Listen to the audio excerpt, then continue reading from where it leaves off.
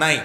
রোজা রাখার জন্য নাওয়াইতুয়ান পড়ার কথা না কোনো হাদিসে আছে না কোরআনে আছে, না রাসূল আকরাম সাল্লাল্লাহু আলাইহি সাল্লাম এরকম কোন নাওয়াইতুয়ান পড়েছেন না সাহাবীরা করেছেন। ইবাদতের ক্ষেত্রে কোরআন এবং হাদিসে যদি কোনো কিছু না থাকে তাহলে সেটা ক্যালেন্ডারে থাকলেও আমরা নিব না। এই জন্য দেখবেন ক্যালেন্ডারে এই নাওয়াইতুয়ানের শেষে কোনো হাদিসের কিতাবের নাম লেখা নাই যে বুখারী শরীফ, মুসলিম শরীফ, আবু দাউদ শরীফ, নাসাই শরীফ এরকম কিছু লেখা আসেনি দেখিয়েন নাই। কারণ হলো এটার কোনো কি নাই, ভিত্তি নাই। কিন্তু আমরা মনে করি নাওয়াইতুয়ান না পড়লে কি হবে না, রোজা হবে। এটা আমাদের ভুল ধারণা। অতএব এটা থেকে আমাদেরকে বেঁচে থাকার চেষ্টা করতে হবে।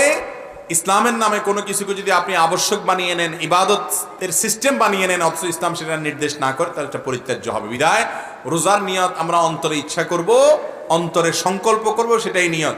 মুখে আর নাওয়াইতুয়ান পড়ার প্রয়োজন নাই। এটাকে আবশ্যক মনে করলে, রোজার জন্য জরুরি মনে করলে বেদাত হবে।